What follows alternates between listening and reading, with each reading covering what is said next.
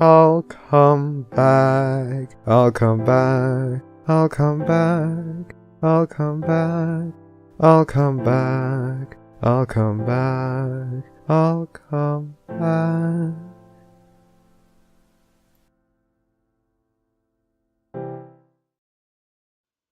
I feel like we're Futurama Bender units. When it's like, what's your designation number? Oh, it's 67. Oh, I'm 68. We're brothers. Be a dear band. Didn't they also have You're in like? the right place. You're in the right place.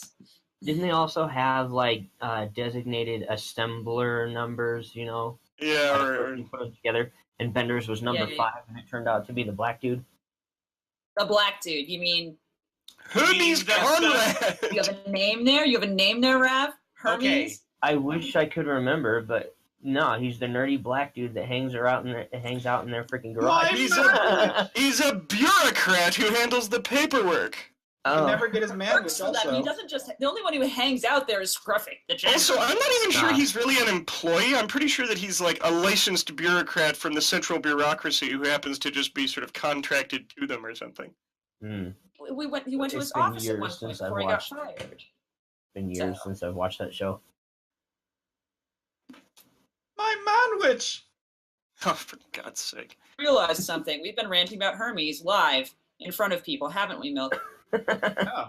Are we? Hello, the internet.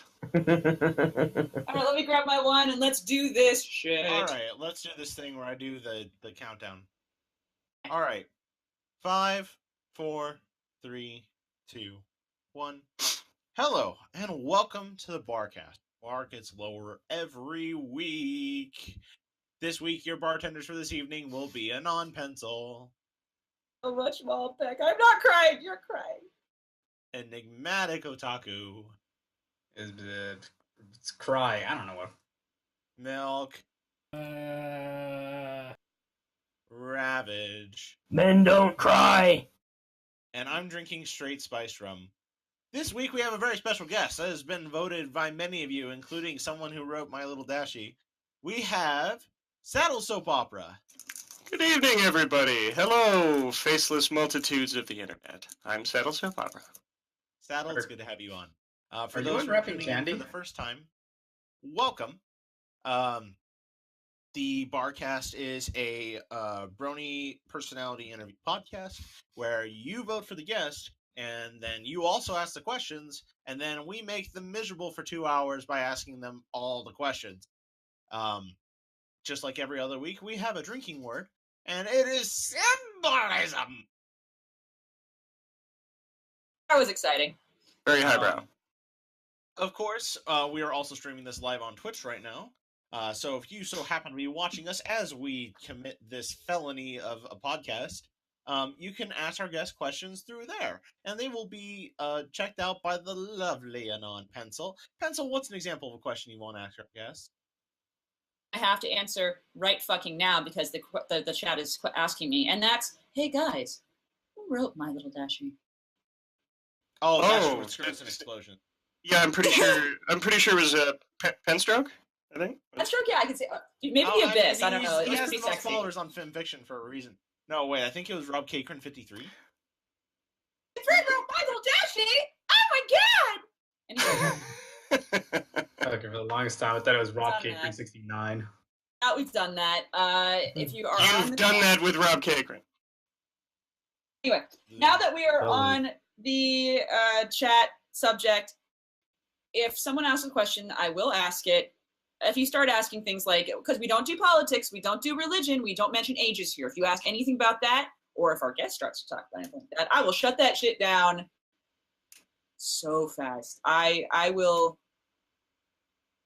be faster than PETA kills their rescue dogs, okay? I have no Zing. Oh, but it's Animal abuse count as politics? Shit, man. I broke my own rule in like the same sentence. Okay, I'm done. That's what we're doing. Let's do this. Too much Malbec. So, let's jump straight into some actual interview questions Okay. before we jump into the show. All Sally, right. who are you and what have you done for the family? Well, I'm a brony fanfic author for the most part, represented by a charming purple unicorn, and I'm probably most known for early on the pony psychology stories that were eventually assembled into the one umbrella fic. Secrets and Lies, the sequel to that. After that, History Repeats, one of the predominant fics featuring the infamous G1 character Megan the Human. And most recently, there's things like Hell on Wheels, A New Age. Yeah, it's about a dozen fics, all of which have been well regarded, featured on Equestria Daily. I've done some paneling on one or two of the conventions, and generally made the most of my mediocre popularity. Well, look at Mr. Popular over here. Jeez. All right. Number Why two. don't you do a backflip for us, Mr. Popular? How did you get into the fandom? Actually, funnily enough, I remember this. It was a specific YouTube video. It was the Ponified StarCraft 2 trailer. And what struck me about that was just that they seemed to have footage for everything. Like, I was just like, oh, they made a new My Little Pony. And then I keep watching, and you got somebody being all like, tell me why I shouldn't kill you right now. And the character plausibly was saying that. I'm just like, what's with all these angry faces? You know, where's all this drama and action and like explosions and diving and everything? You know, it's just like, this isn't what I remember, because I do recall G1. I've seen G1, and it was just like, it almost harkened back to that. Whereas previously, I mean, I'm sure people in the fandom are aware of how distorted and well, just yeah, what became of Pwn in between G1 and now. So it seemed like such a huge jump back to the previous kind of action theme stuff that I got curious. I started watching, and the rest is pretty much history. By the time I submitted some fanfics and other such, I got reached out to sit in with Canterlot Gardens in 2012. And so I got to meet a bunch of other brony writers and other such like that. That's when I got acquainted with, you know, what's his name, who wrote My Little Dashie, with Patchwork Poltergeist. Hey, Patches! And since then, become familiar with Autumnwind, Cthulhuigi, and a whole bunch of other great users there. Oh, and of course, the infamous RB-47, who led me right into the whole convention thing, and as well as organizing a few of those fic vaults. He's done some fantastic fic work of his own. Everybody should encourage him to do more. So that's, by then it was like, yeah, by the time I'd done a little of the fic writing and gotten in touch with some folks, just the pact was sealed. Perfect. In that case, then, next question. What would you say is your favorite part of this fandom, the online community, fanfics, convention? I would say that rather than a particular sort of branch of the fandom, it's the interactivity of the fandom, right? Like the fact that you see comics based on fanfics, based on fan games, but you know, like you got all this stuff that just sort of builds and builds and like fanon ideas that everybody thinks is, you know, is a good idea or is adorable or whatever like that, just gets sort of absorbed. I mean, look at Derpy, for example, who's basically now, you know, pulled a Harley Quinn and kind of reversed her way into the show. You know, the same way she went from the toon into the actual comics, so the same way she, you know, Derpy was basically just written by the fandom. But yeah, that's what I'd say is really great about this fandom. It's the interaction. It's that mingling of the different categories. All right.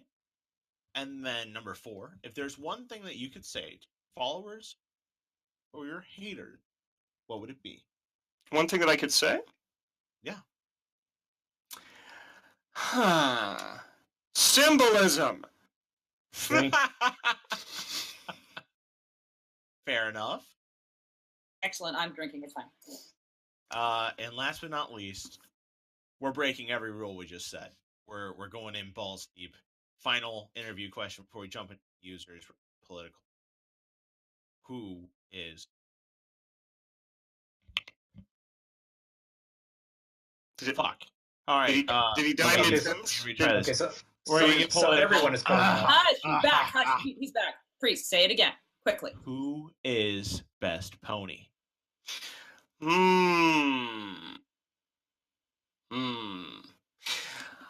I I'd say that's not a static thing.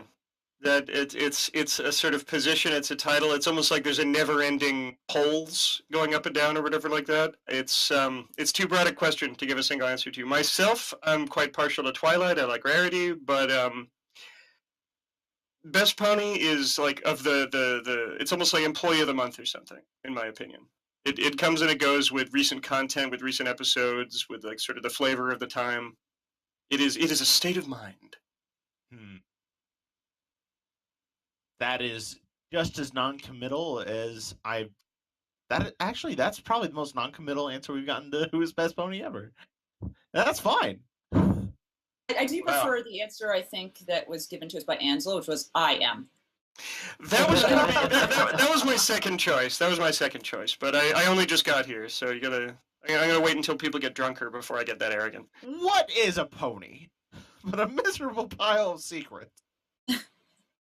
All right. I like to think that when they get Pony of the Month thing, Best Pony, they get like a poorly faxed piece of paper that says congratulations. Yeah, like a hand penciled in like certificate, like from grade school. Not even that, just a post-it note. A post-it note. It has one of those big cookies like stapled to it.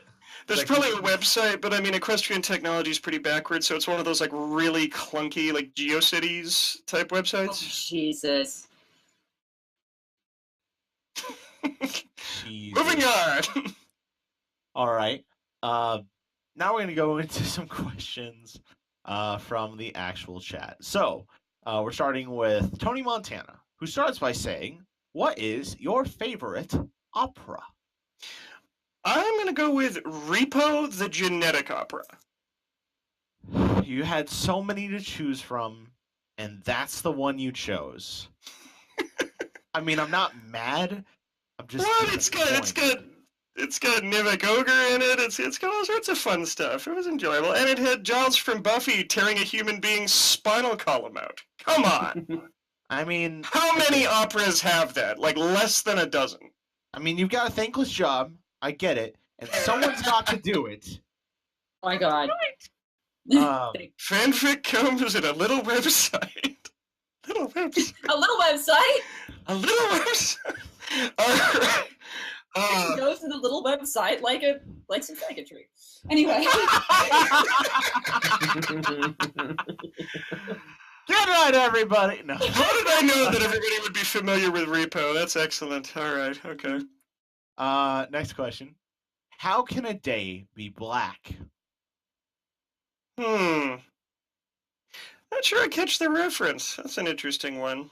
Although, usually, from what I've seen, when people talk about something being a black day, all you really need is, like, a tragedy of some sort. So it'd just be, I don't know, like bomb a school or something. Not an endorsement. All right. Next question. Turkey. Did we name a bird after a country, or a country after a bird? I think it's a country. It's a bird after a country because elsewhere they call it named after other countries. Like in French, dinde is as in de Inde, as in from India. They call it the Indian bird, and other such like that. Other places call it as a bird from India, a bird from other places. So it's the bird named after the country, not the other way around. All right. If someone quits cold turkey, does that mean that they will only eat hot turkey now? Only if they quit cold turkey, cold turkey. I'm so happy. So it's frozen at that point. No, like that's the correct answer. Objectively. All right, now for everyone, apparently, but we'll start with Saddlesoap Opera because that's how this works. We have a fuck, marry, kill situation on our hands. Again. Yes. I don't know how this keeps happening to us. We have to choose between a pumpkin pie, a pecan pie, and a mincemeat pie. Hold on. Priest, you're forgetting one very important thing. All right, because here on the Barcast, killing yourself is always an option. Those options, you can just kill yourself. Don't actually kill yourself, please. We don't want you to die. No one wants anyone to die. Please don't kill yourself. Yeah, disclaimer, please don't actually kill yourself. But, Saddlesoap, what is it? Are you going to kill yourself? I mean, or fuck, Mary, kill some pies. Are we taking these as relatives of the Pie Clan? Is that how this is meant to be interpreted, or are we I talking about? hope so. I thought we were going American Pie, like balls deep into an actual pie. Yeah, I wasn't sure which was intended there, because that would depend. I mean, because mincemeat pie got in a lot of trouble with the law, I would imagine. God. So you'd probably want to kill mincemeat pie before they kill you, I would say. And then the fucking Mary. Well, pumpkin pie usually already is got cream all over it, so you could probably go fuck there and then marry pecan, because you should stick with whoever you find that is nuts. Aww. Aww. How did you make that nice? All I'm wondering from looking at these options is where's Pinkie Pie? She's waiting to eat the remains of the discussion. Gross. This is reminding me of the pie episode they recently had. Yeah, that got really spumco in places. I can't say, like the art lift has been incredible in recent seasons, but I wish they'd lay off the spumco face, all this Ren and Stimpy crap they keep doing. It's not as if it's not fun or whatever, but it's just not their thing, and it feels forced. Yeah. Nah, I think honestly it's all the plot is forced. I mean, let's write a show for little forced kids. plot sounds uncomfortable. I'm pretty sure it is. Like the back of a Volkswagen? Yes. All right, we have to answer this. Guys, we have to answer these questions. All right. So I'll fire off real quick since I know what I'm doing. Go. Marry pumpkin pie because I want that the rest of my life. Fuck mincemeat pie because I'm all about that meat. And kill a pecan pie because I can definitely kill a pecan pie in one sitting. Anyway. Yeah. Oh! And throw up afterwards, I'm sure. Definitely. Marry pecan, fuck pumpkin, and kill mincemeat because I never had mincemeat and I don't like the idea of sticky meat. It's actually like a sort of diced fruit and nut kind of thing going on, in spite of being called that. Oh, so there's no meat in it? There's no meat in mincemeat. No, it just looks like mincemeat. Sometimes it has venison, actually. Well, okay, yeah, if you're gonna go with the sort of the current mincemeat rather than vintage, like classy old school, yeah. You don't like the Barber of Seville. You don't want some meat in your mouth. Because it's the worst pies in London. Right, next That's the Demon Barber of Fleet Street. The Barber of Seville is that other musical, the opera? I'm aware. Come on, anyway. Yeah, the one with Bugs Bunny growing flowers on Elmer's head. Yeah. Anyway. Happy Thanksgiving. I guess we move on. To good old RB-47, it looks like. Or who else is left, actually, yeah. We have to ask Rav, and we have to ask Milk. Oh, do it! Do it! Rav, Milk here pies. first. Okay. Oh, milk, pies. I'm just gonna fuck every pie. I respect that. I respect your pie fucking. Milk, you remind me of that guy from Scary Movie 2 with the little hand that he just shoves in all the pies. Hanson was his name, wasn't it? Yeah. Oh, God. Yeah, fuck All right, pies. I'm sticking my dick in everything. Next. Alright, All so kill mincemeat, because I've never had it, so I don't know what it's like.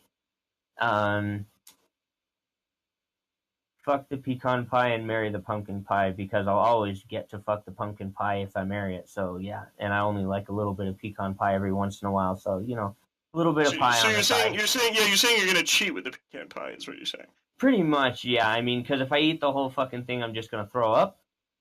So, it's more sugar than I can handle. All right, let's move on to some questions now from Rainbow Dash 47. We have another fuck, marry, kill Wait, situation on our. Chris. What? Did you answer the pie question? Oh. All right, let's go. I would marry the pecan pie because pecan's my favorite, and I would fuck the pumpkin pie because I can only have a tryst with pumpkin every maybe like once or twice a year. I've never had a mincemeat pie, so because I don't know what it is, it naturally needs to be dead. That is the human way. So let's go to RB-47, who then poses a fuck, marry, kill situation to Saddlesoap. Between Patches, Ouija, and Windy. This is some of our fic writing pals here: Patrick Poltergeist, Cthulhu Ouija, and Autumn Wind. In this case here, I think we'll go with Kill Windy because we're both Canadian and there can be only one. I'll go with Marry Patches because we're practically fic married in this sense already. We constantly influence each other's writing. And for fuck, we'll go with Ouija because I think Cthulhu Ouija would be a tender and considerate lover. Aww. All right. Now we're hitting you back again. Fuck, marry, kill between Mudhoof, Screwhead, and Buzzard. In case people are not familiar, this is a riff on the fact that we've had many a discussion about pony racial slurs, Mudhoof being Earth Pony, Screwhead being Unicorn, and Buzzard being Pegasus. So, for that, I would say probably kill the Buzzard because Pegasi seem the most fragile. You want to take care of that. For Mary, go with the Mudhoof because you're almost certain to get some standings and a large extended family out of that with an Earth Pony. And fool around with the Screwhead because magic has all sorts of filthy bedroom potential. What's a racial slur for Bat Pony? Oh, you're assuming that anybody will even talk about them.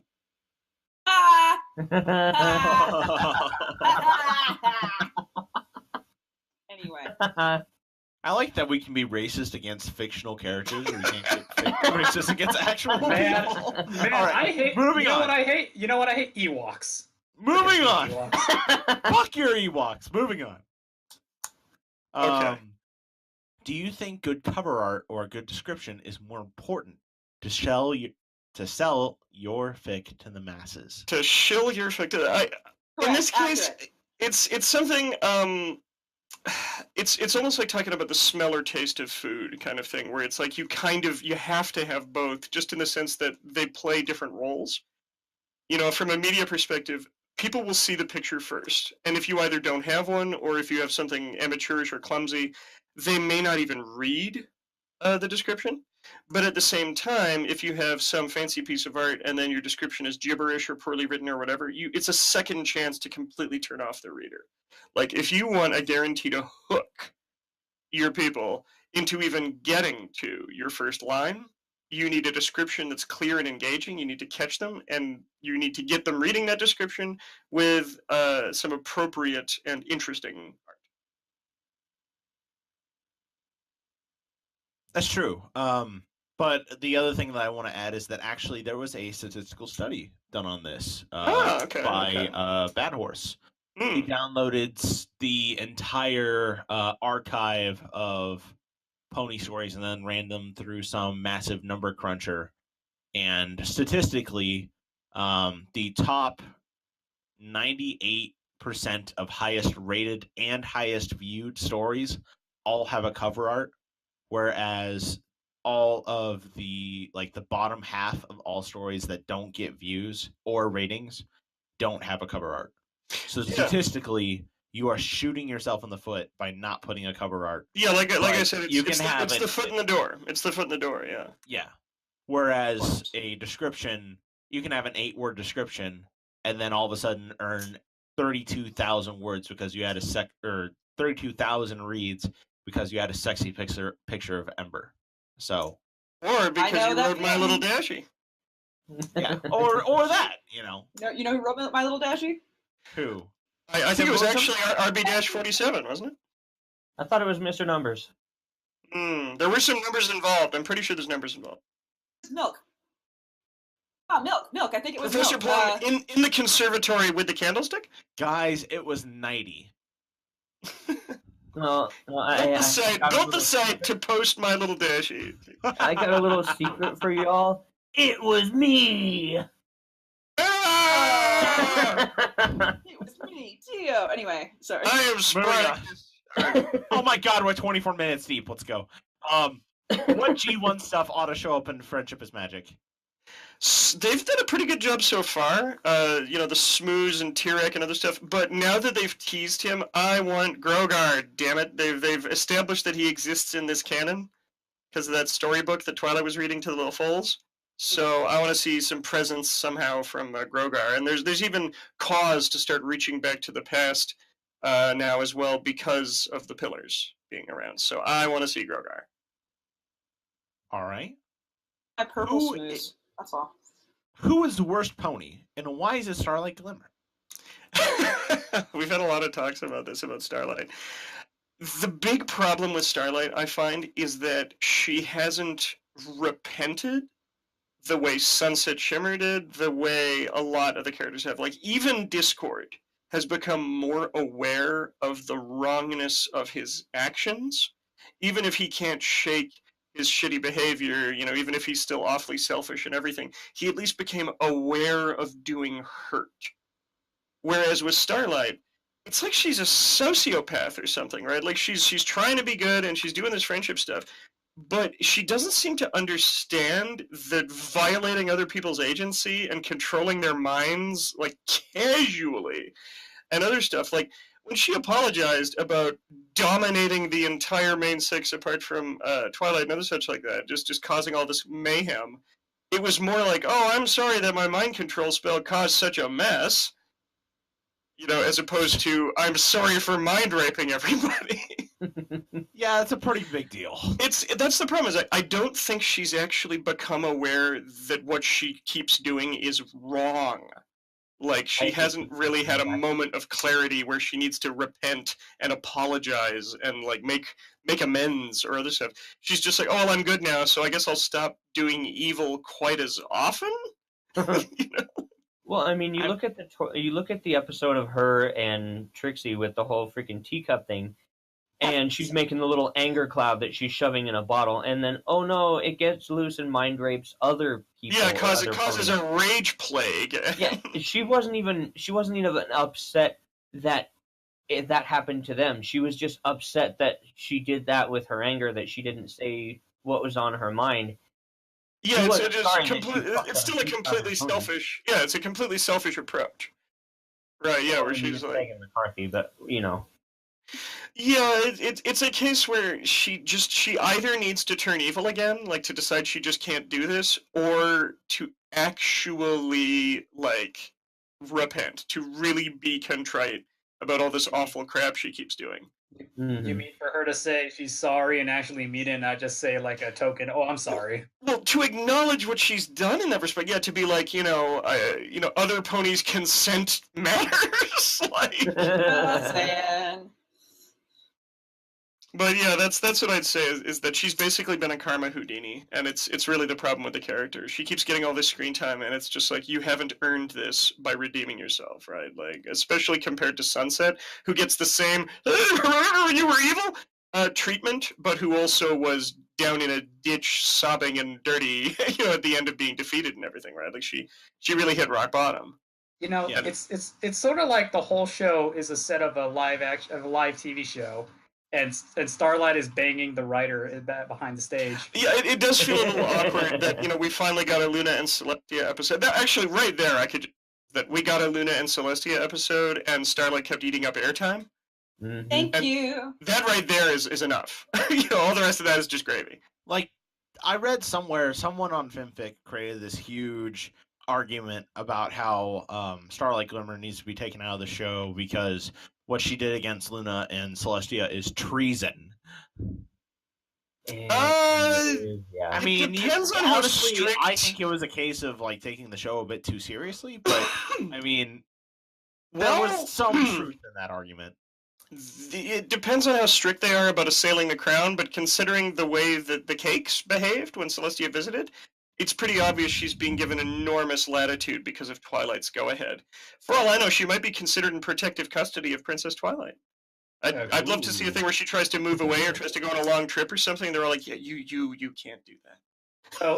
So if you're friends with royalty, you have diplomatic immunity. No, it's more like Twilight. Twilight is her ankle bracelet.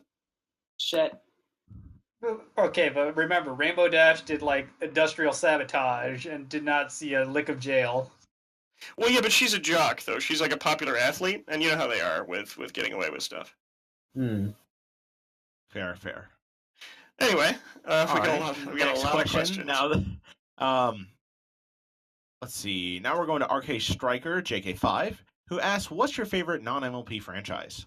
That is a hugely difficult question to ask, because even if I stuck to cartoons, there's a ton of really great stuff out there.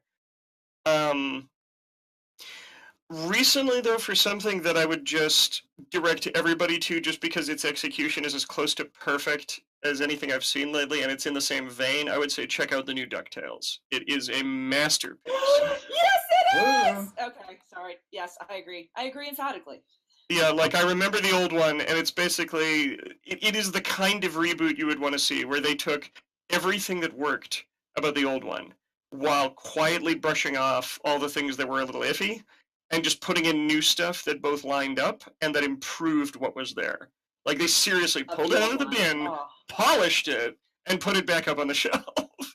Like it's beautifully. Yeah, I agree.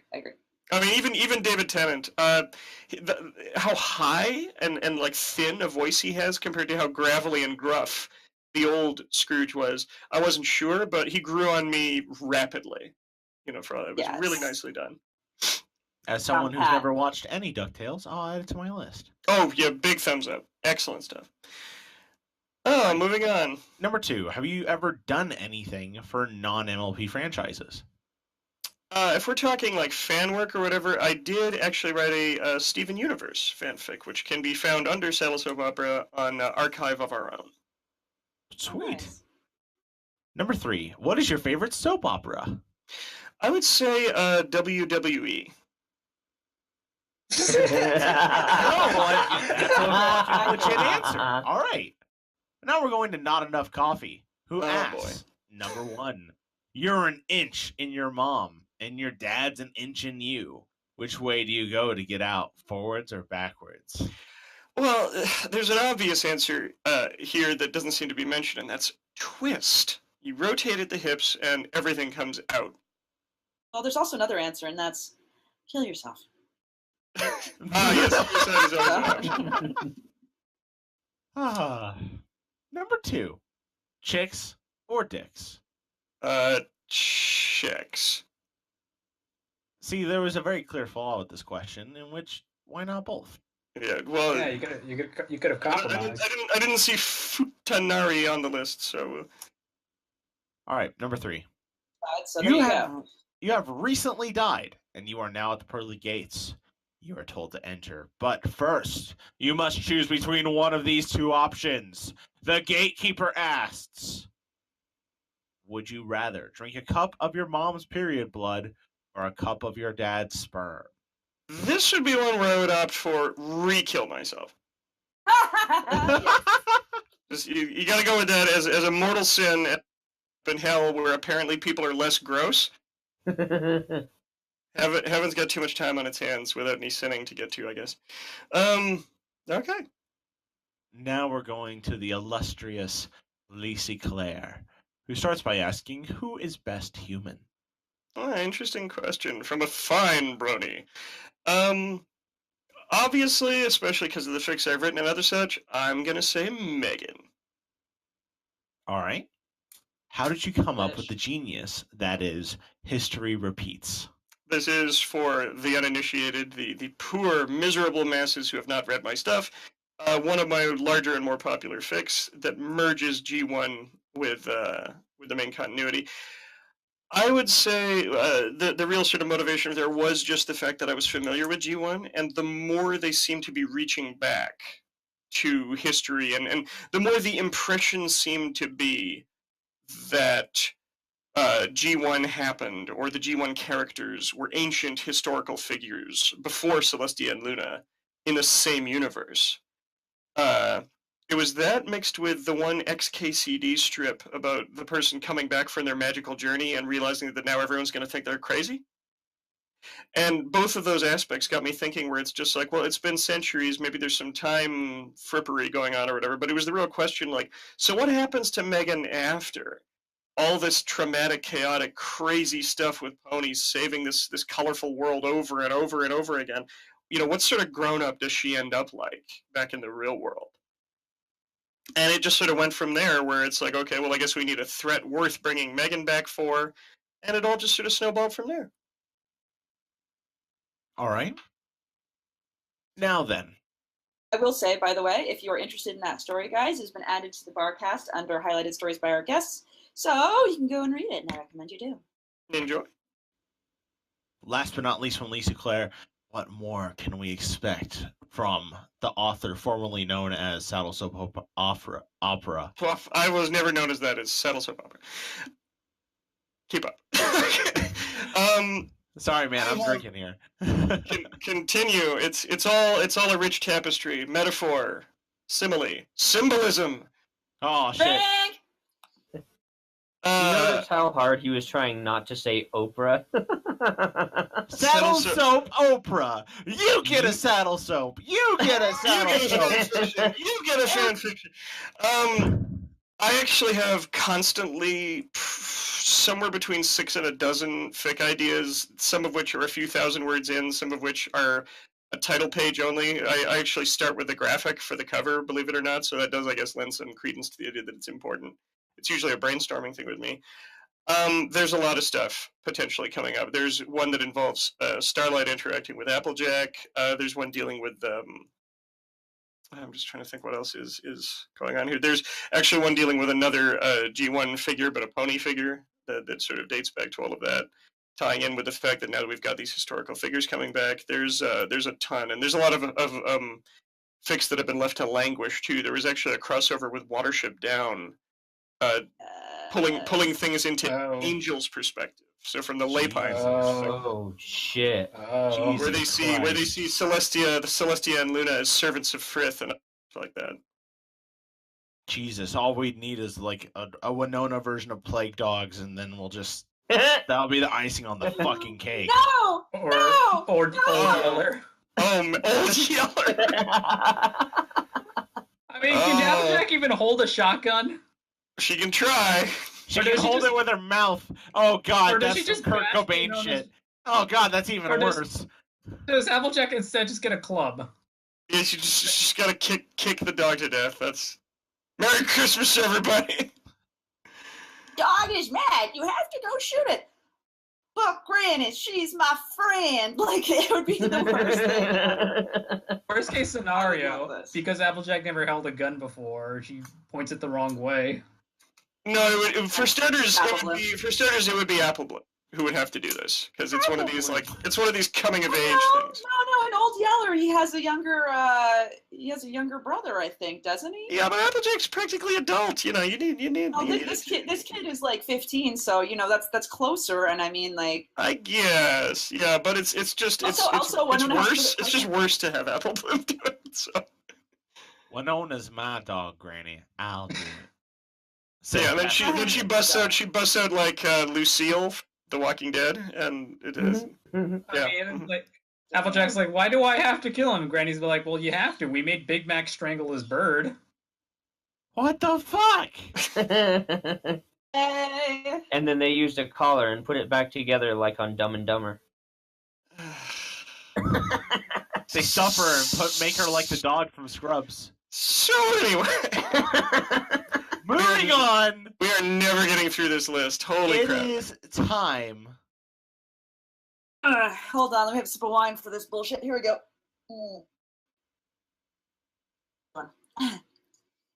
It's time for questions with Vylon. All right, Yay. how does this what? Now we let have it be questions known. from our resident shit poster, Vylon. Vylon will ask you some very uncomfortable, Which, disgusting, if you horrifying refresh, she has outdone herself. Let's go. questions. It's Oh, God. time. Tea or coffee? Tea or coffee? I would say tea. All right.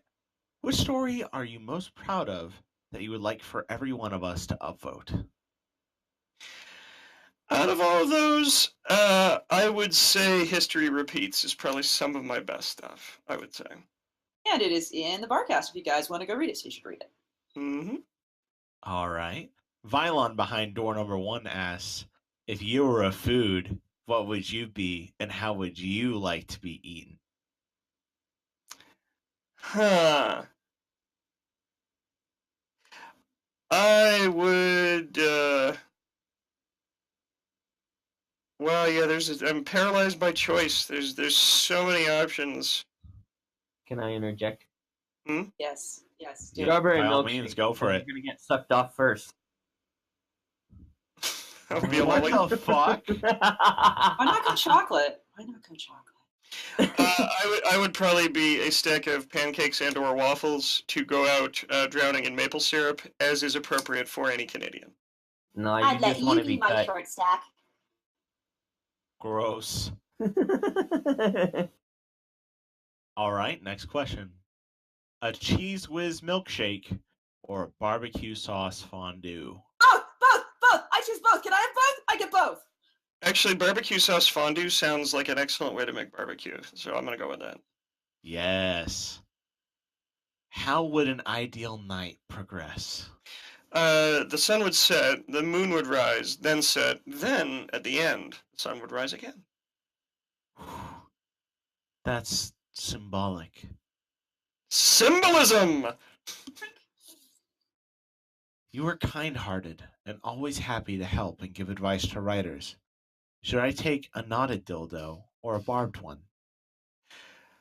Are we talking like knotted like a canine, or like tied in knots? Just like a canine. Because it's knotted like a canine or barbed like a cat. Oh, I see. Yeah, you're probably going to get more benefit out of knotted, I would imagine. People aren't really built to take barbs, I would say. Who owns a vagina?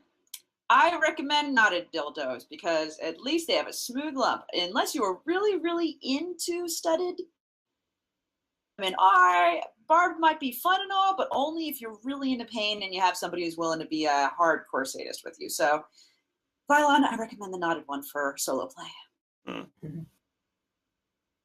Yay! Moving on. If you had sex, had to have sex, man, with 2 people with a combined age of 20, what 2 ages would you choose? A pregnant 19-year-old also counts, but it will be me. Vylon, I choose Vylon. Anyway. I mean, 3rd trimester is okay, right? Be careful, though. It depends on which participant you're talking about. It sounds just like some sort of crude come on from Vylon, since that seems like the obvious choice, there being 19 or 20 and effectively 0. But I'm still saying no. All right. I'm flattered, but I have to decline. All right. You are an orc, and your boyfriend has treated you to dinner at an expensive restaurant. Would you rather have a roasted fetus served in a mother's womb or a fattened toddler beaten until very tender?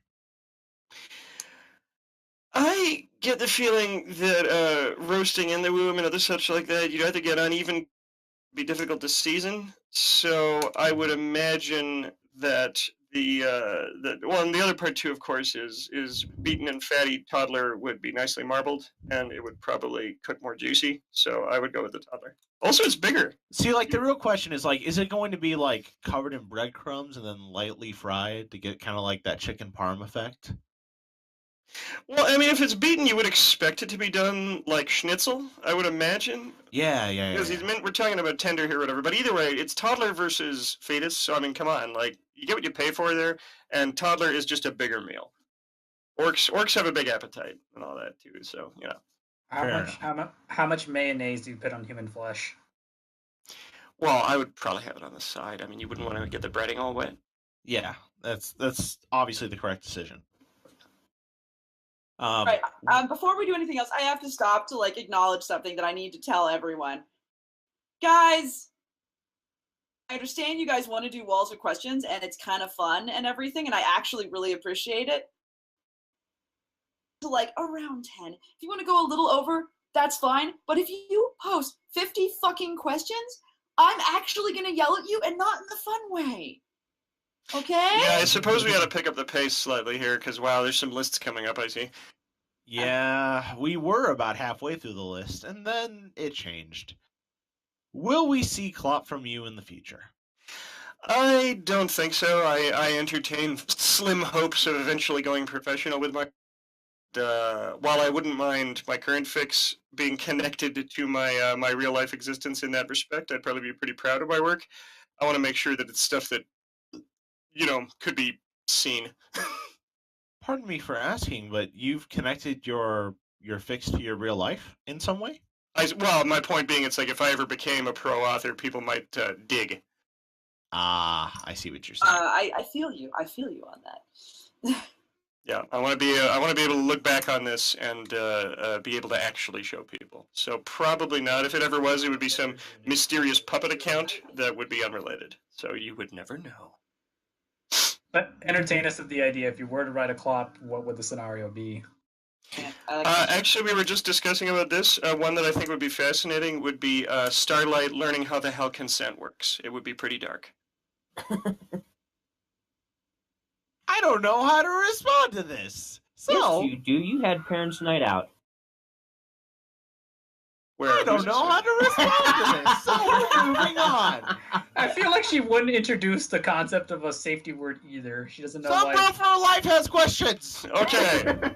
Number 1, what's your favorite video game?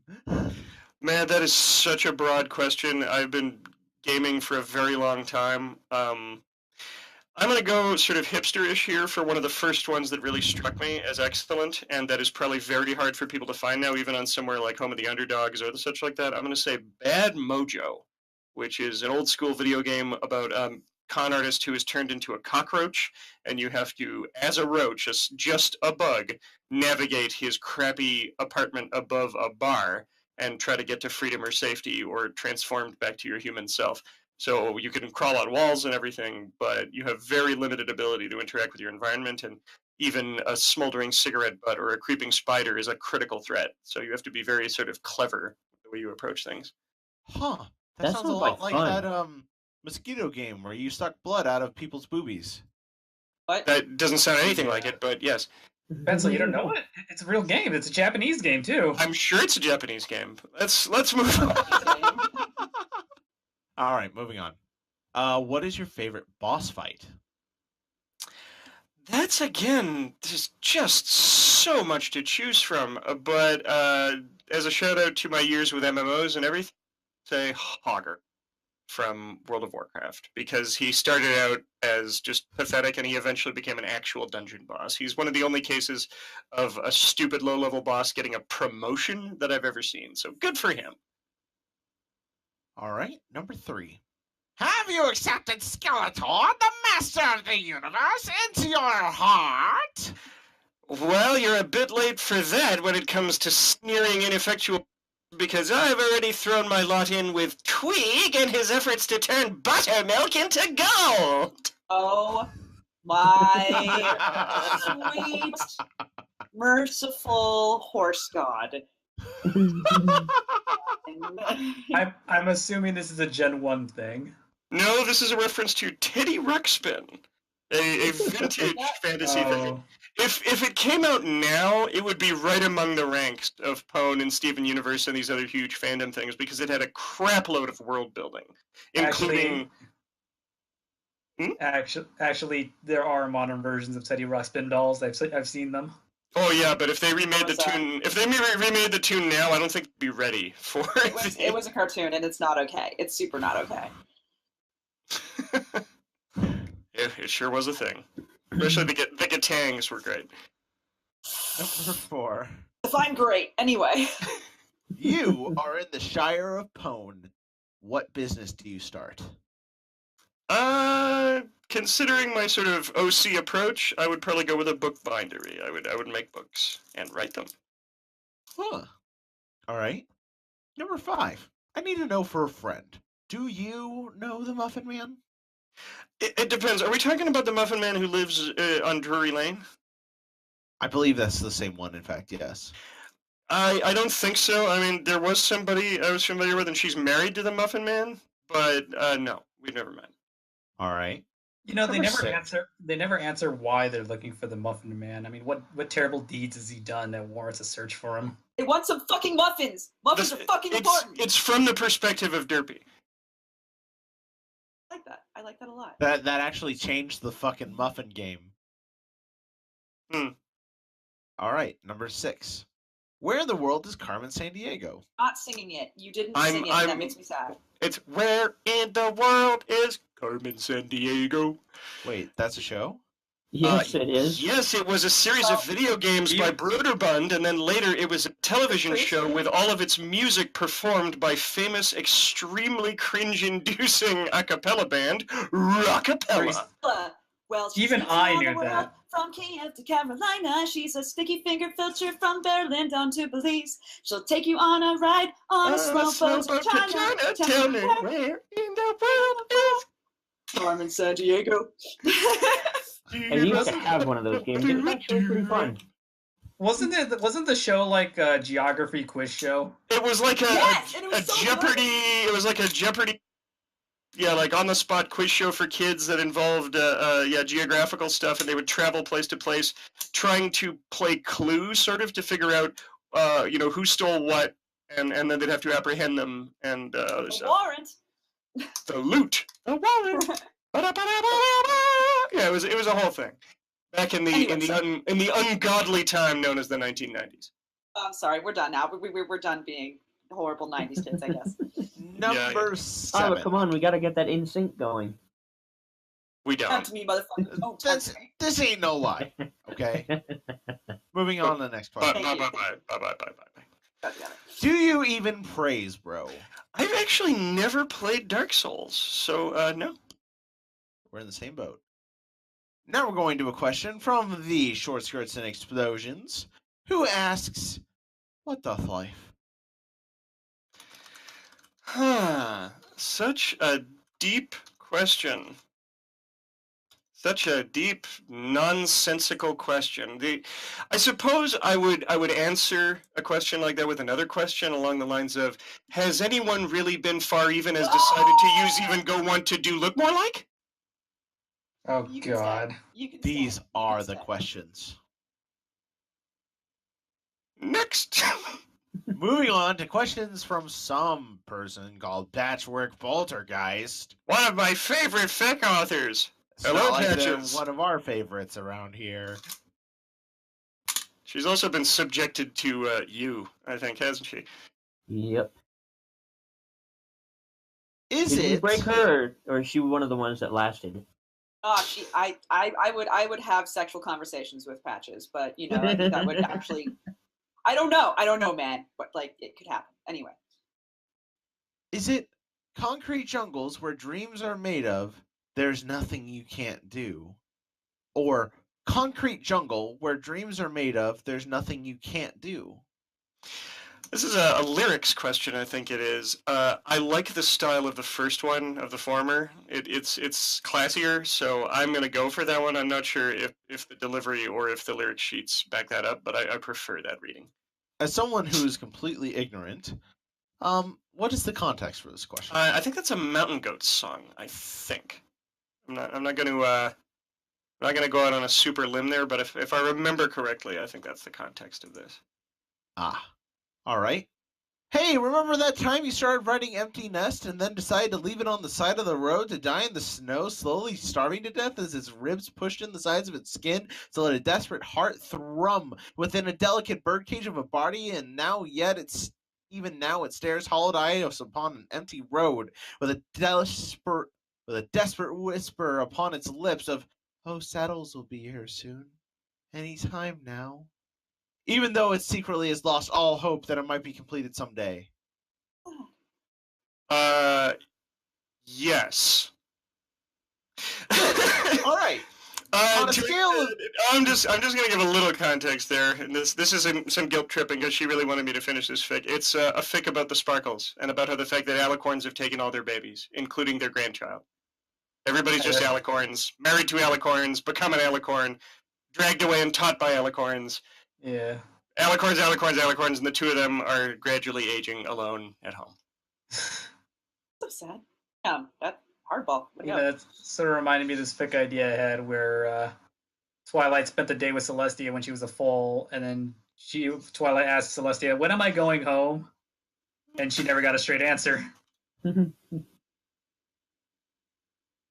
That is pretty dark.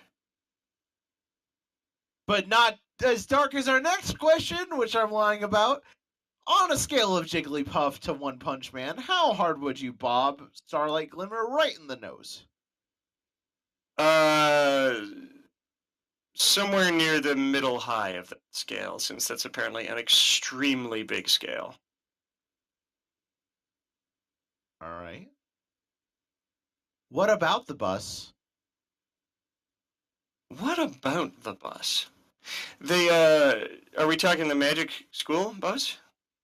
They remade that in the series is just no good. Okay. I think I might have missed the reference. I'm sure I'm disappointing her. It's terrible. Why do people insist on putting pure milk in bags like a filthy heathen? We need to talk about this. Okay, I can actually it. explain that, and it's because of the metric system. We're waiting. Well, when the metric system was first adopted, they were still using milk in those bottles, and it would have taken an extreme amount of effort to retrofit some of this machinery to take different sized bottles in moving through the process and everything. It apparently would have been very difficult to rebuild all of these bottling factories and other stuff to accommodate these metric size designations. However, flexible plastic bags could be used in practically any conveyor setup or other such. It was much easier to sort of put them in the appropriate setup, and the bags could be shaped to any size comfortably and other such, and just make them a little taller to make them a little less wide or other such like that, as compared to the bottles and other such. So I'm told that the bags were adopted at about the same time as the metric system to save costs, and also on things like recycling. They use a lot less packaging. But we fucking need to talk about the fact that you guys get bags of milk, you snip off a corner, and then you put the whole fucking bag into a pitcher instead of pouring the milk into the pitcher and then using that. No. You put the bag in the pitcher and then you cut the end off. Why don't you pour the milk in the pitcher and use the pitcher? Because then all of the milk is exposed to oxygen instead of just the surface of the stuff in the bag. Pencil.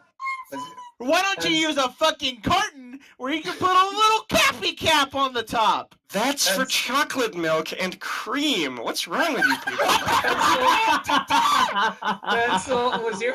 Pencil, were your parents killed in a dark alley by a bag of milk? I hate it so much. I hate it so much, guys. I hate it so much. I love so much about Canada, but I hate their bagged milk. I hate it. How's that Malbec? How's that Malbec sitting with you? Can you say a magic word for me and it'll help? Symbolism. That's actually I could answer that. That's what's up with the milk and bags. Symbolism. Moving on. Oh shit! I said it again. You can either see 2 minutes of Princess Celestia tear shit up World of Cardboard style, or 26 episodes of in-depth character arcs for a whole season, a la Amending Fences. Pick one. You know what? I am gonna have to take Celestia throwing down, just because we've got some nice arcs and it's happened. That's the real point. Is just the fact that you can say, oh, like Amending Fences.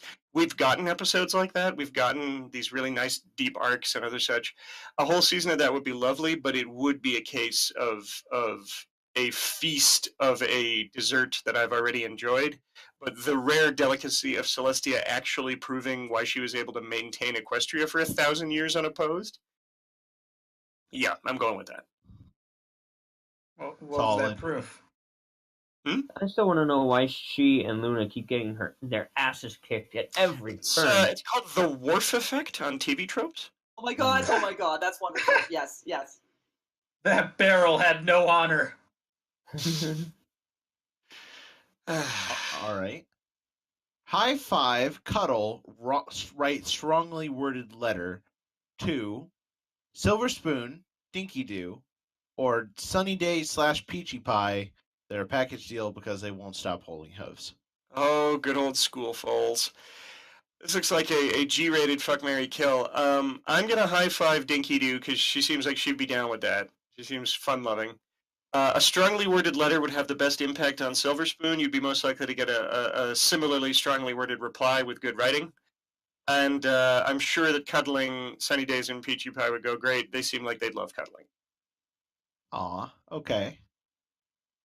Manakitten, Dinky versus a werewolf, or Barry Punch robs a casino. No, you can't pick all three.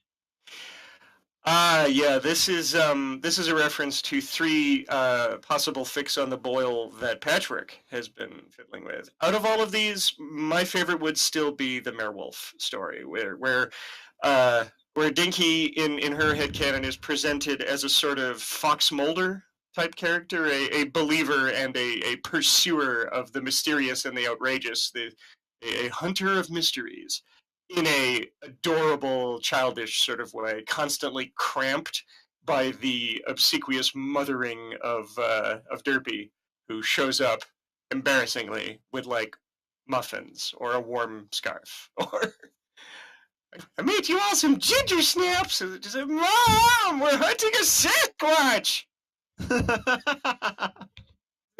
She's investigating how the Tooth Fairy breaks in so easily.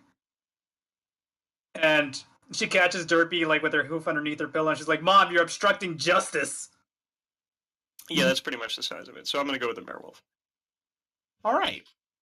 Now then, is the derivative share requirement indexed according to cost and percentage analysis? I thought about this, and I'm pretty sure that this is actually a Rocco's Modern Life shout out. So I'm gonna have to guess and say yes. I didn't do that form. I didn't fill out that paperwork myself, but it sounds like yes. Do you kiss your mother with that mouth, young man? We live in different cities, so no. Shelby's cute face versus Piper's boopable nose versus the inevitable heat death of the universe. Who wins? These are adorable chihuahuas, and the sheer adorableness of a well-kept chihuahua is enough to reverse entropy itself, so they win. All right. Then, which is worse? Writing a magnum opus that everyone's read, but misunderstands on the most fundamental level, or writing a magnum opus that nobody reads at all? That's a really tough call. I'm gonna have to say not read at all. There's always a chance that people might think better of it. There's always a possibility as long as it's out there. But if it's worse to be forgotten. All right. What is the worst song in My Little Pony Friendship is Magic? Huh.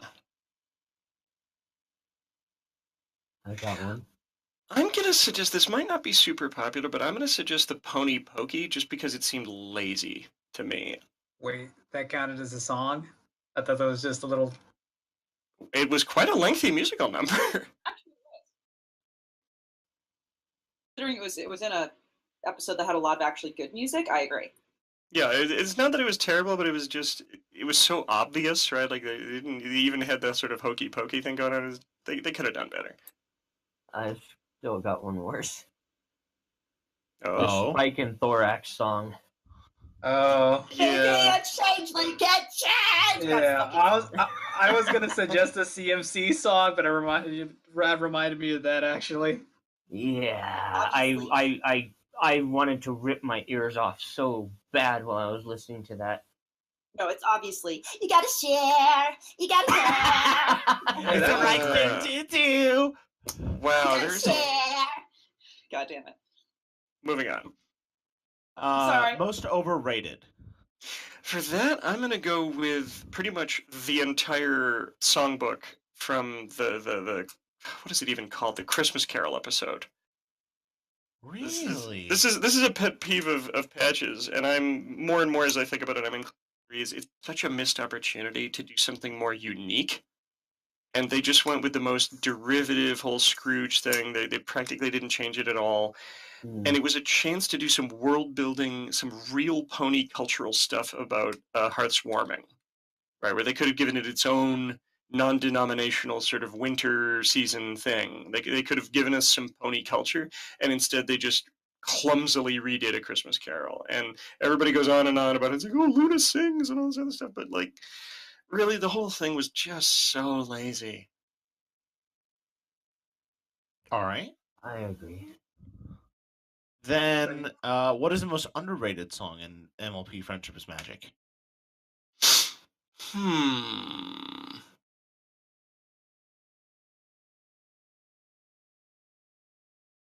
That's a tough call, because it does seem as if all the ones that people enjoy have, have gotten a lot of praise and attention and other such like that.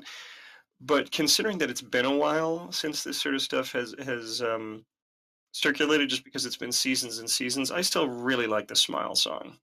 And I remember singing that at BronyCon and other such. It's one that I think could do with a reprise or something. It was just great, full ensemble crescendo at the end and everything. It was really solid. All right. What is the best song from Generation 1? If I felt like cheating this one, I would say the My Little Pony theme song, the one that is still riffed on a quarter century later.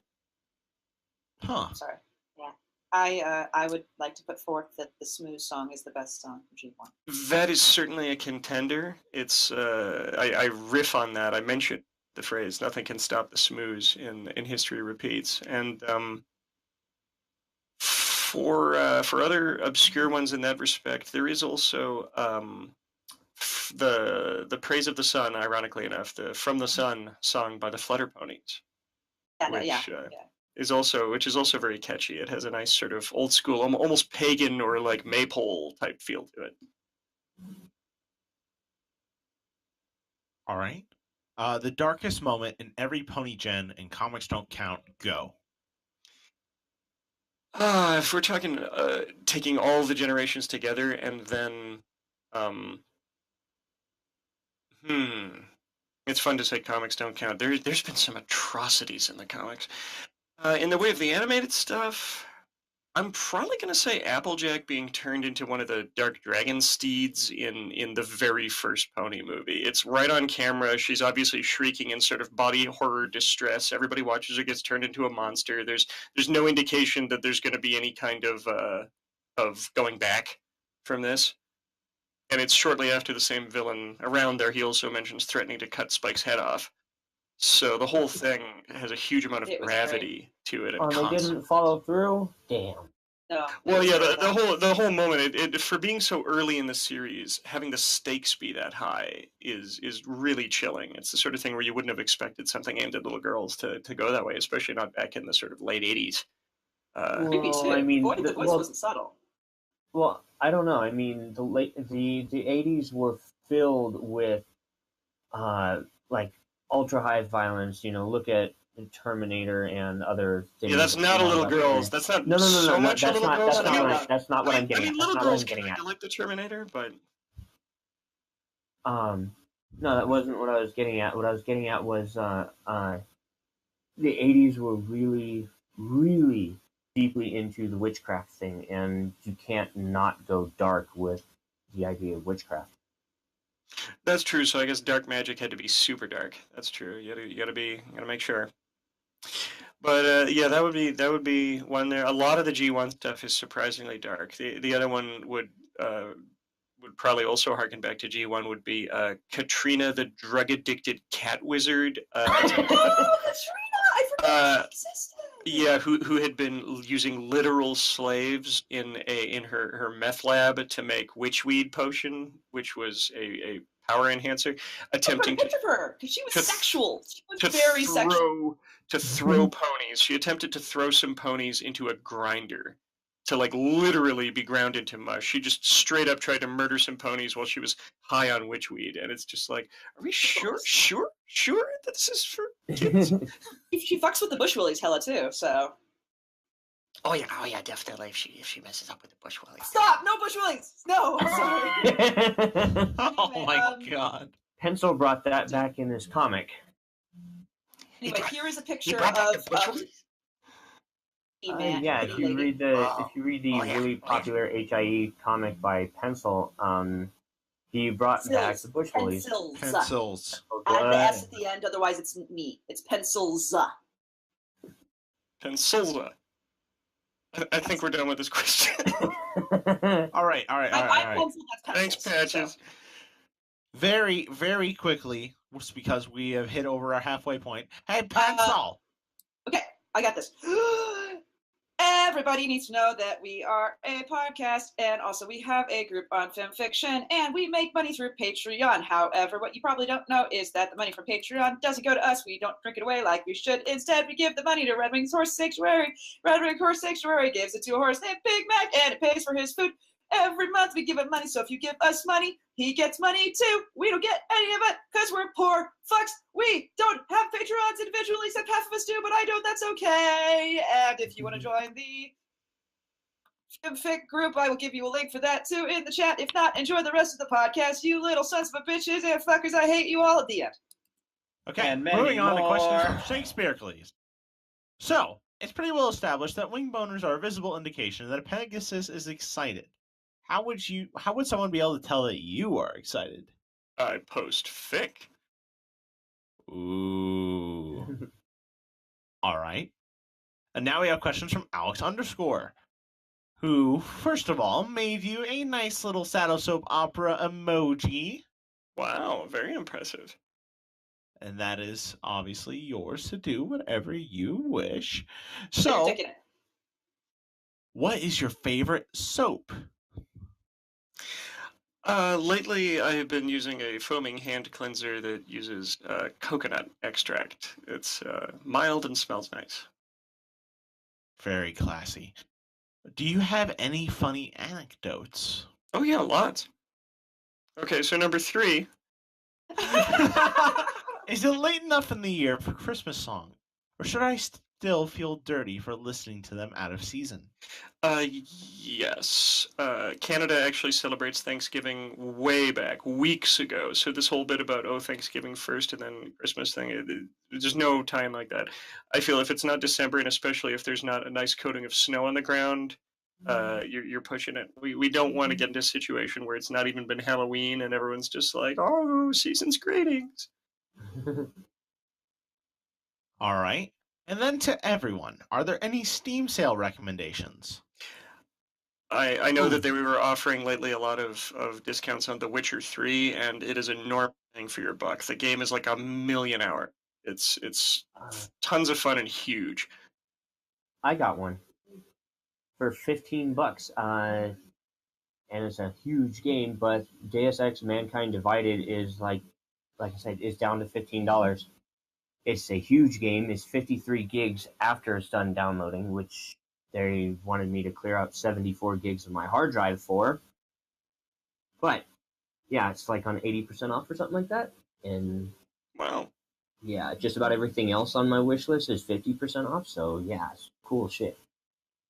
If you guys are interested in something indie game wise, I really think you should support these guys. Literally anything that Wadget Eye does.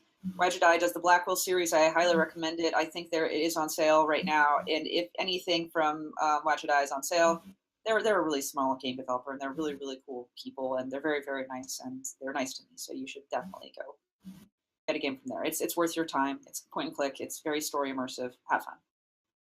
And then if you want a game that is highly customizable and unique to every single gameplay, that is very, very pretty and a lot of fun, go ahead and check out Layers of Fear, which is a really wonderful horror game that's about a struggling artist and has some wonderful DLC as well.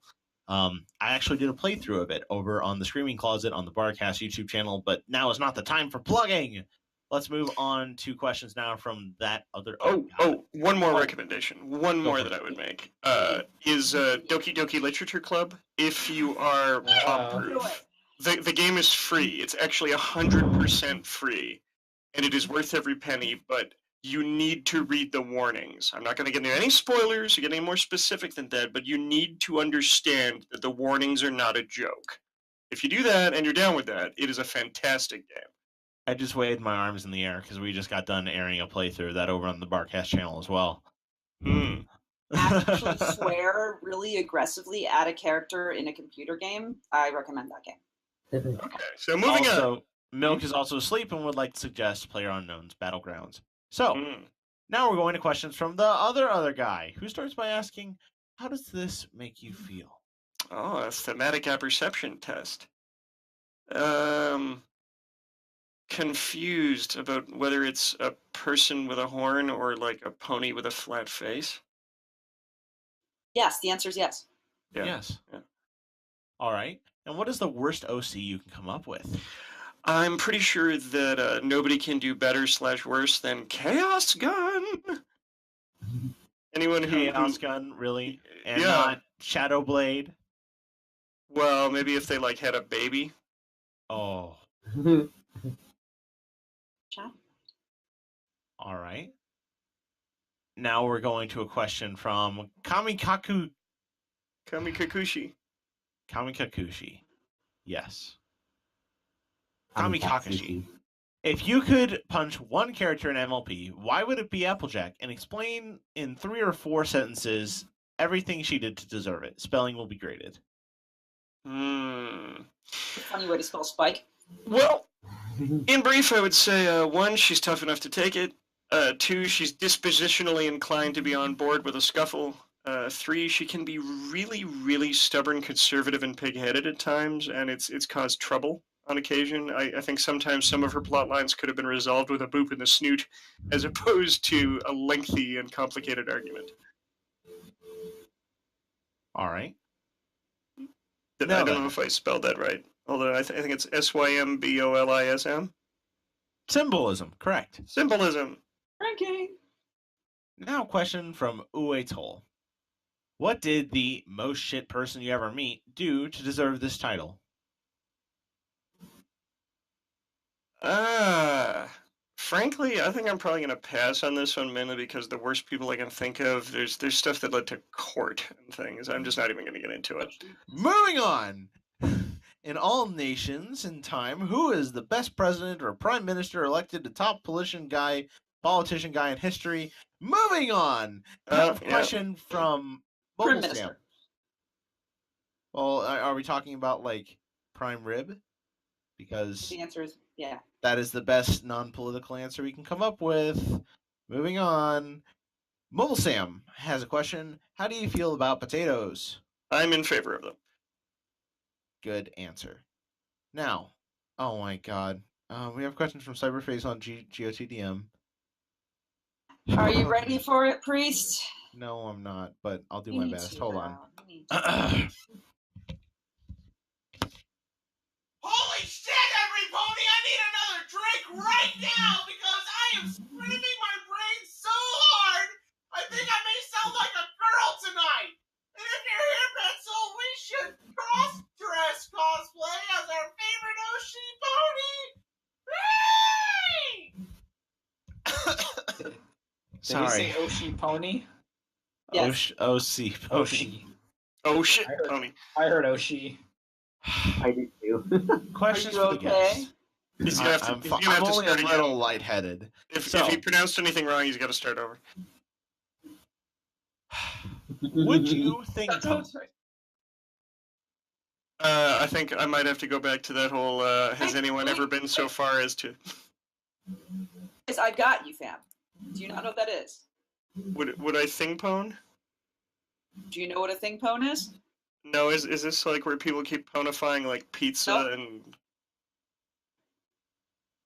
No, okay. What's a thing pone? Check our little Discord chat. Is he?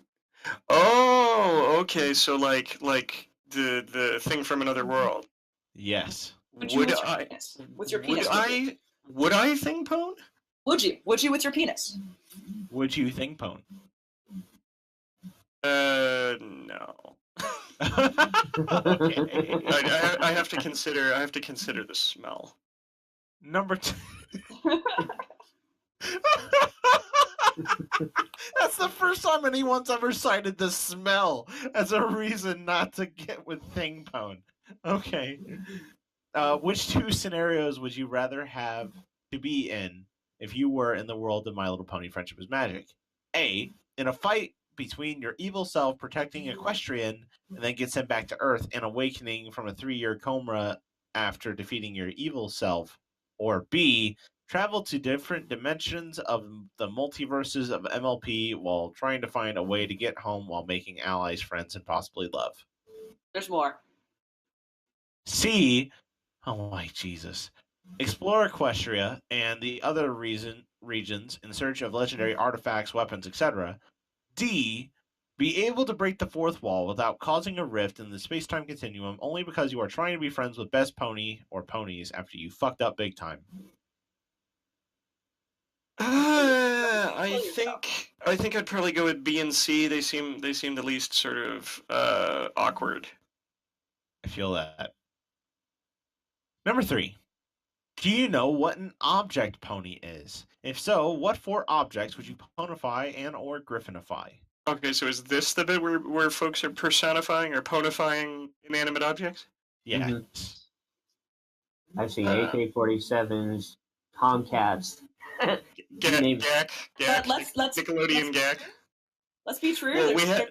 Well, Let's be clear about one thing. There is no reason to do 4 of these, or 2 kinds of anything, or 3. Let's keep it simple. What one thing? The answer can be what one thing for all of these. So what one thing? Okay, I would say Silly Putty because we already had Gak and it seems unfair. We balance things out.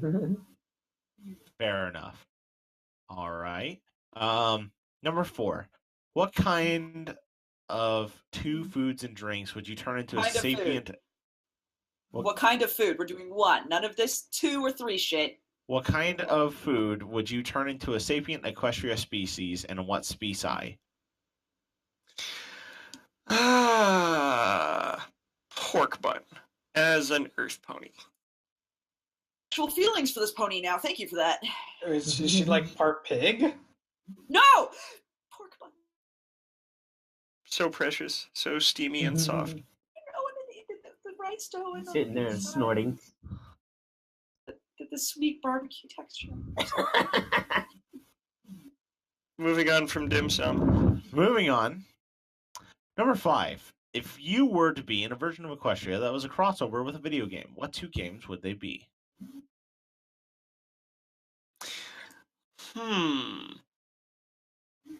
Crossover with a... Wait, so it's a crossover with 2 video games? Or is this another one where he's asking? Video game? Video game. We're not doing multiples. We're just doing 1.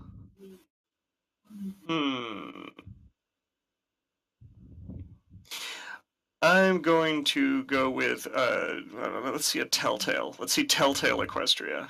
Their games are all in the same format. Yeah. Let's see a Telltale pony game. I'd love that. Cyber has one more question. What would happen if Friendship is Magic actually has a human in the next season? I mean, what would the scenario be for a kid-friendly show for human or humans to be an equestrian? I think somebody's phone keeps correcting the word Equestria. Right off the bat, I'd say they'd probably go with the Megan style. That is sort of the briefly interact with a pwn who comes across somehow and then gets dragged in or pulled through a magic book, or the usual sort of way they've done, maybe even by the mirror type thing.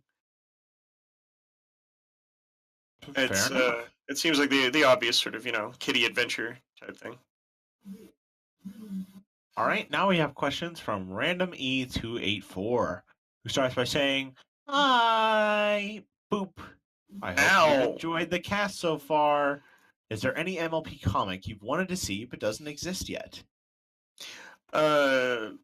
Luna and Celestia's actual origins. Even their diary starts in their foalhood. We don't know who their parents were, what their family was like, or where they come from. They came from Krypton. Yes. All right. Who is best book pony? Oh, well, Twilight. She's the book pwn, so yeah.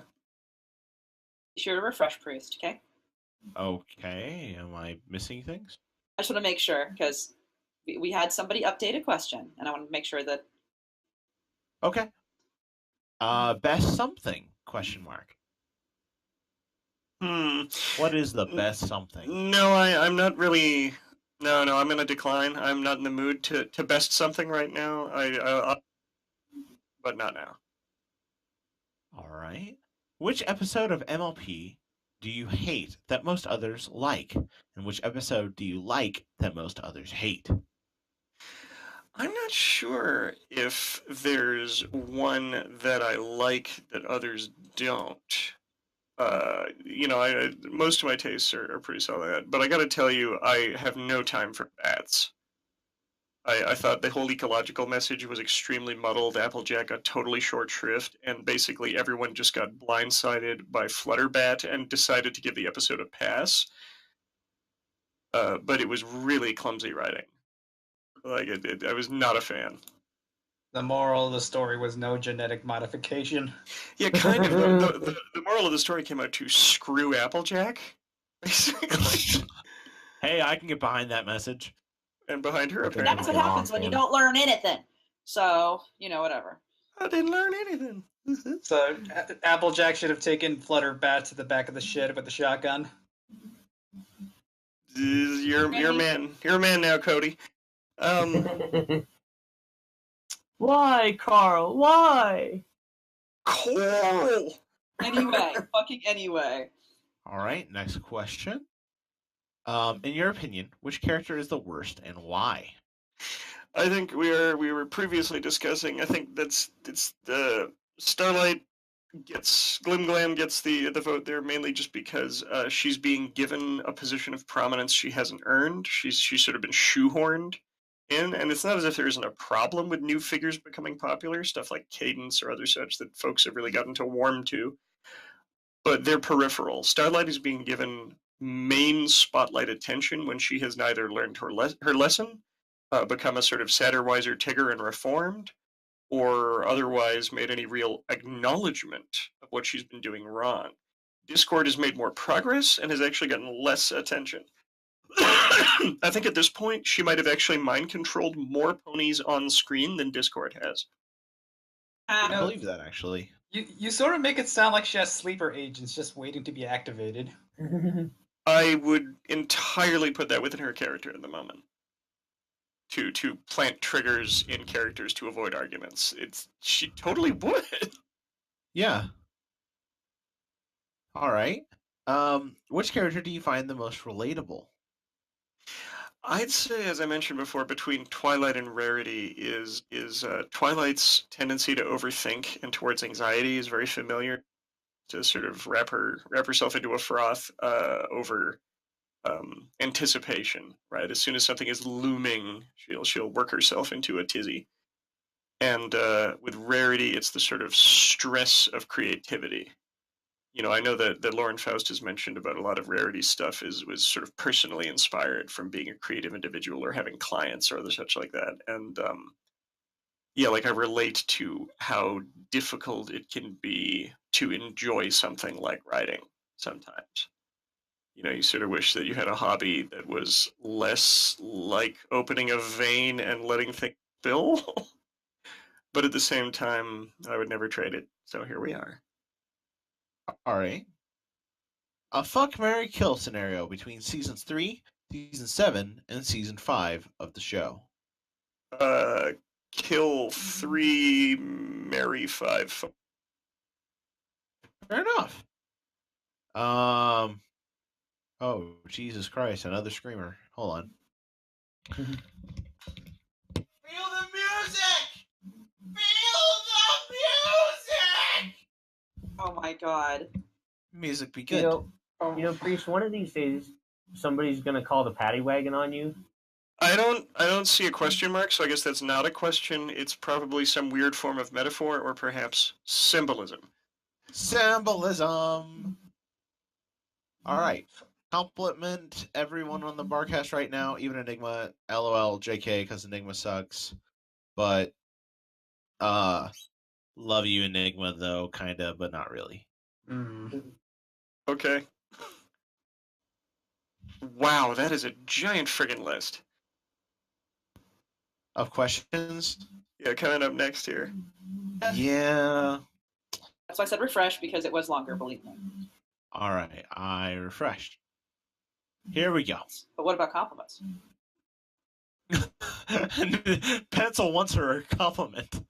Compliment, bitch. I think we can make it.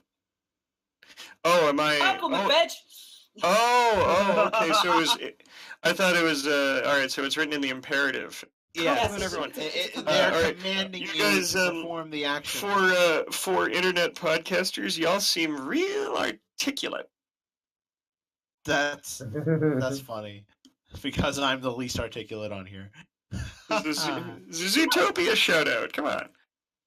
Aw, thank you. Our trickursive. Good. You can do better. Don't mind Enigma. He occasionally tries to speak, and we have to remind him that he's still learning. He's like the sloth in the DMV. Do we have a ball? Would he like to bounce it? I would like a Three Musketeers bar, please. Poor. Am I Dead Inside now has questions. Who says, question number 1 for Saddle Alone.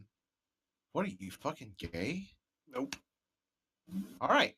And this time it's for everybody.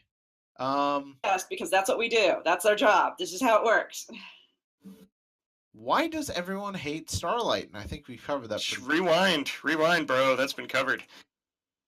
How often do you think episodes like episode 100 would have to be for them to get stale? The brony references that is.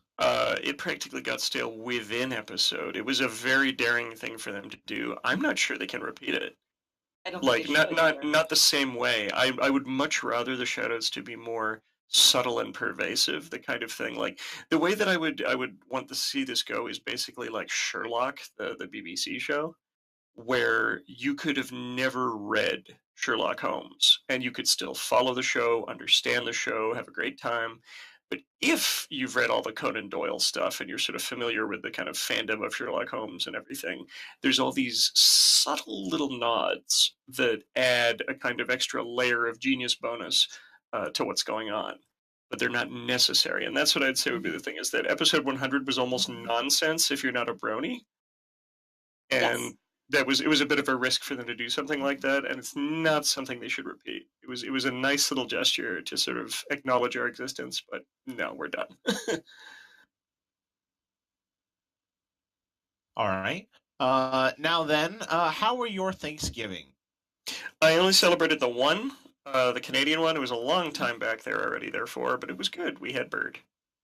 Yay. You had poutine drenched in maple syrup. No, you don't Yes. put maple syrup. I'm sorry. I'm done. I'm sorry. It's okay. It's okay. You do, however, put maple syrup on breakfast sausages because they're poisonous.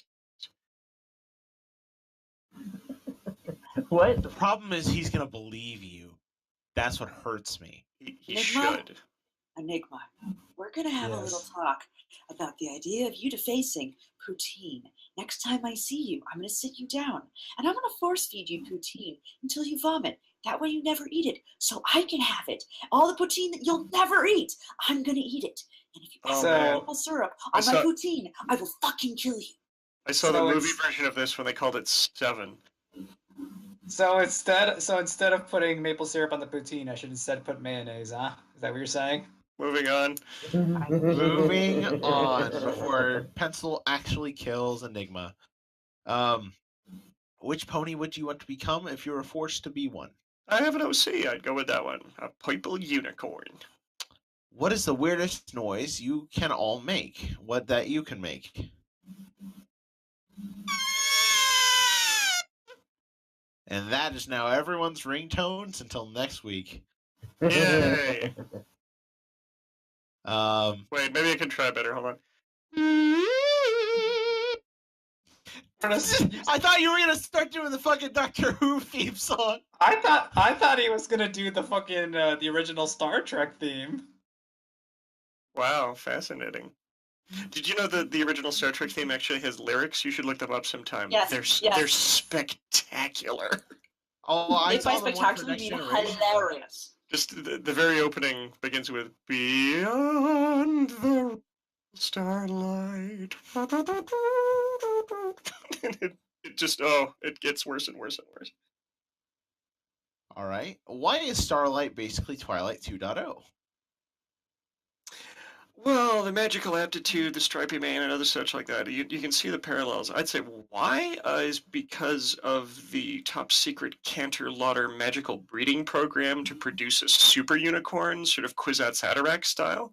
Because between Sunset Shimmer, Starlight Glimmer, Twilight Sparkle, and other such, and then you see all the recolors around, it's pretty obvious that stripy mane, night and light themed name and high magical power is common enough that there's a sort of boys from Brazil biz going on.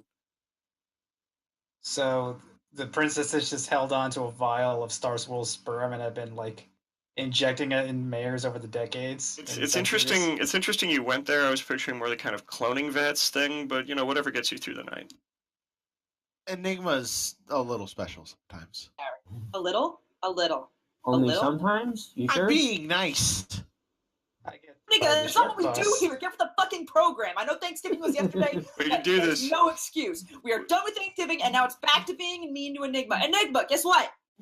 You guys were nice to me yesterday? You guys didn't even interact with me yesterday. We said happy birthday the other day! My birthday was not yesterday. Hey, Yesterday. That's Enigma. why we were nice to you. Enigma, you even got a special shill section on mug shots. You can't say we're never nice to you. Reese, when did you sing me happy birthday? You did not sing me happy birthday. I said happy birthday! All right, no, here we go. Enigma. No. Enigma. What? This is your birthday song. It isn't very long. Excellent. We're done now. We can get through this. We can get through this list. I know we can. Oh, we're doing. We got really plenty of good. time. Plenty of time. What characters do you think are the most useless? Not counting Celestia and obviously not Starlight. Oh, low blow. Sadly, I think that Applejack is still underused in that sense. Like they're not making use of her in that sort of sense. I think only recently has she developed the kind of voice of wisdom, like the kind of down home common sense, right? A stabilizing influence. And with high wire, sort of crazy characters that you got going on with Pinky being wild and Twilight being anxious and Starlight flying off the handle and all this other stuff, she's found her position as a sort of grounding, like a lightning rod to sort of settle some of that. So that's helping. But she's still, even in the movie, very, very underused. So I guess in that sense, that's making her pretty useless, sadly. Fair enough.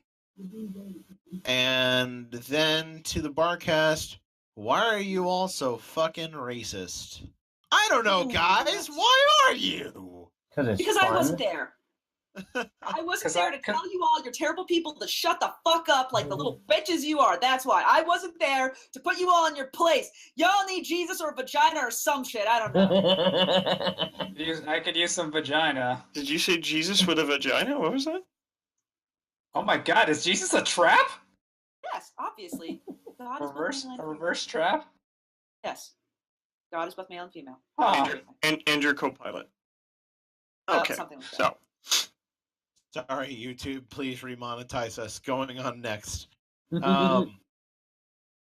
Let's see. What would you want to cross over with My Little Pony? Gravity Falls.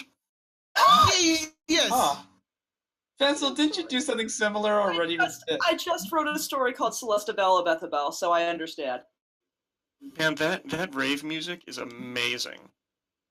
The unicorn rave music. Yeah. Yeah, it's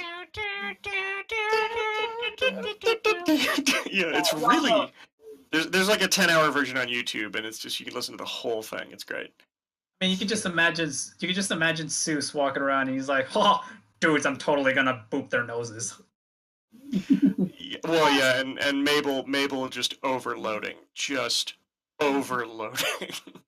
Onward, Aoshima. Like the obvious thing to go to is Mabel, and you went to Seuss. Is Mabel and Pinky would endanger all of reality. Grunkle Stan would be selling random bullshit. It's like, oh, this ramen noodles. He'd be selling this like, oh, this is rare human cuisine. Either that, or he'd be sitting on a porch drinking moonshine with Granny Smith while they both complain. Just complain. No, not or Granny they Smith. beg. Or they Cranky. beg. Cranky. Yeah. Yes. Cranky. And that being said, I would love to see Dipper and Twilight get into science together for like hours. Science! All right, Hmm. moving on. Why can't we have Sunset Shimmer in the actual show? Well, presumably because the obvious romantic tension that would overflow with Twilight would push them out of TVE rating. Ooh. All right. She's much obviously longer- she's holding out for a threesome with Sci-Twi and regular Twi. I can see that. Yeah. Prove this as well. How much longer do you think My Little Pony Generation 4 can go on for? The amount of content that they are making for it still. I would imagine them rounding it out to an even 10 seasons, perhaps. I'm not sure though. It really does depend on where they go. Whether they think it's become stale. I don't want them to end up like the zombie Simpsons. You know, I want it just to go out on a high note. I feel that. Yeah. Do you think the MLP movie characters will get cameos in the actual show? I don't know if licensing is a concern and voicing is the other problem because these are some real high-grade celebrity for a lot of them. So that's also a concern. You see that with Steven Universe, where some of the unusual fusion characters are voiced by major musicians, and they don't appear very often because of that. Yeah. So my guess would be they might try, but licensing and price is a serious concern. They might do like a MASH thing in the story where Twilight gets a letter and she reads it out loud to the maid six, and the letter says that Tempest died in a carriage accident on her way to Korea. They don't tell the voice cast. They get a natural reaction. Yeah. I just realized something. What's it? Enigma is Seuss.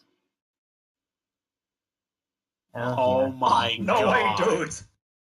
No way, dudes. Your fucking father doesn't.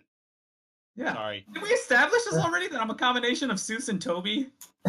You are. Phenomenal. Oh my God. Okay. We're almost there. Okay. Is it Sorry. We can do this. How do you think the Equestria Girls main 7 would react to Equestria if they went through the portal? Pinky would be fine. I'm not 100% convinced that there even is more than one Pinky. Rarity would adapt as soon as she met the other Rarity. Discussion about fancy clothes or the such like that would stabilize her. Fluttershy would probably panic. Applejack would probably enjoy being a horse. And Rainbow Dash would In more ways than one. would just fly everywhere. I can see that. Please refresh. All right, I will refresh. Honestly, if Twilight was fumbling around with a computer and fingers and shit in the first 5 minutes of the Equestria Girls movie, can you imagine how bad it would be for the human versions of them to come into Horseland and them falling all over themselves? They don't know how to use toes. They'd be total cripples. Yeah, They'd also be self-conscious about their nudity. Oh god, that'd be hilarious. And about pooping in public. Moving on. Designated shooting street. All Oh my right. God. Oh, I missed one. Will you ever write a Pony on Earth fic? Well, if you read History Repeats, there is actually a very small amount of Pony on Earth content there. If you read through the thing, there's just a tiny bit. All right. What is your opinion of the season 8 animatic for anyone who's watched it already? I have not. All right. I didn't know there was one. Quick maintenance housekeeping question. How often will Alex the intern be here? With all love and respect, probably not very often. Alex is not a part of the main cast. So last week was a fluke, and don't expect it to become super regular. Alex the main 6 run this cast, and the main 6 will keep this cast. So Alex always is with us my in spirit. little toy. You guys are like, Yeah, no, you can find Alex every week on Wednesdays on Mugshots. With correct. You guys, Very, very kind to him and lets him talk and everything, unlike the rest of us. you guys are like those reporters on news. It's like, huh, we're not going to let the janitor have airtime. Intern, he gets me coffee. Pat, pat, pat. And he does it with a smile and genuine joy in his heart. Hint, And an hint, wink, accent. wink. Enigma, get your act together. But we have a guest here. So, moving on. Hi. Why do you think Lyra sat like a human in the one episode? Do you think it's animator laziness? And can you come up with a reason why it fits in the lore? Where? Oh, is this off of the chat question? No, this is the last one from Am I Dead Inside? Oh, there it is. Okay, yeah. Well, the general consensus seems to be that she's fascinated in humans and is a bit of a cuckoo lander, and I'm generally on board with that. I get the impression that Secret Agent Bonbon deliberately chose to pair herself with someone who is out of their frickin' mind as a cover, so she would seem to be the stable and boring one coping with how eccentric Lyra is. You know, speaking of Secret Agent Bonbon, why did she do nothing during the movie? Because she was dead. Sorry, done. Hashtag dead. Sorry. Oh, let's We see. made it. We made it. RB-47 says by the power of Grayskull, and then, oh Jesus Christ, what have you done? We have a question from Caillou. Callaloo! I'm going to call it Callaloo. Callaloo because it makes it angry. You are a 4-year-old boy that is told by 6 drunk people that he is going to be killed by something called cancer. After this, the 6 drunkards laugh at you and your morbid future. How does this make you feel? Is this seriously some bizarre mini fanfic about Caillou? Wow. No, this is last week on the fucking podcast. Yeah, it was. Yeah, last week we established that Caillou has cancer. And you guys had trouble saying his name. Hold on. Are beautifully you the way I telling me? Are you telling me that Caillou is not about a kid with cancer? Didn't we also say that he's a skinhead? No. Done. No, Cut it I don't out. think so. Yeah, That is a cutting it out. fucking enough. Cutting it out. Remembered. Then Good. the other guy responds to Caillou by saying that go back to the hospital where you belong. So, now then, that is all the questions that we had in the thread. Of course. We have 15 minutes. So that means we have the option of doing something we haven't done in a long ass time, you guys. Huh. It is ultimately up to our guest, but Pencil, go ahead and present our options. And of course, we can field questions from Twitch. We can try to do Twitch chat questions, or we can do something that we haven't done for a long time. We do a full round of Never Have I Ever. Ooh. I think I've actually played that before, but I'm curious about the other questions. I wouldn't want people to have run their stuff out onto the internet and then have. Oh, no. Literally, we just say, "Hey, give us questions now," and we let people ask questions on the fly. No, there may be other ones that I'd be happy to answering and all that. And I've played Never Have I Ever before, so. The chat apparently is screaming, "Never have I ever." Just so you know, no, it says like, "Fuck yeah, never have I ever, never have I ever." Do it. Literally, we all want it. Well, we're not supposed to be discussing our real lives, right? Is the thing? It seems a little confusing to try that. The rules are more. The rules are more self-incriminating stuff. At the end of the day, things like "Never have I ever clopped" to blank, shit like that. At the end of the day, it seems like you're uncomfortable with it, so we can do an open call on questions in the chat. By all means, let's hear it. Chat, question now. Give it 20 seconds. Questions now. It takes a couple seconds for it to come across. Patches says that you are a liar, apparently. Just so you know, we're waiting for more questions. Everybody ask questions, or else I have to gut you with my fingernails. Anyway. You know, when I hear you saying that you're gonna gut people, I realize that you really are the embodiment of Tracy. Mobile Sam asks, potato? No, thank you. Why? Well, I just ate before the chat got going. I had some sketty. Kitty. Oh, question God. from me, which I will answer. How is the Barcast dating sim going? It is. I haven't touched it because I have real things to deal with in my life. Sorry, honey. Question for our guest: why are you so handsome and debonair? What is that to me this time? Yes. So handsome and debonair. It's a combination of age, education, and the indescribable genes. charm of being a fan fiction writer about a children's cartoon show. If that's the case, then where's my charm? You've never Yeah, had it. it's a good question, actually. Nicely said. It's to cross the bridge from Compton. In the other or direction. run. Hug or run. Changelings. Run because Hug would not end well, but they deserve some more props for their old style thing. Their new like Trapper Keeper Dayglow eye rape uh, look now. I'm not really a fan. Although it's neat that Chrysalis apparently was always bad. I mean, Skittle puke. But... yeah. I think we all universally applauded her when she slapped Starlight's hoof out of the way. Definitely. Yeah. Same question about bat ponies. Yeah, fair enough. Suppose they could do with a hug. Wouldn't you need like a rabies shot before hugging them first, though? Well, it depends on if you let them bite you, but I mean, if you're going to approach bat ponies, I imagine they'd be restrained in one of those like Hannibal thing. You can't just let them walking around all over the place like people.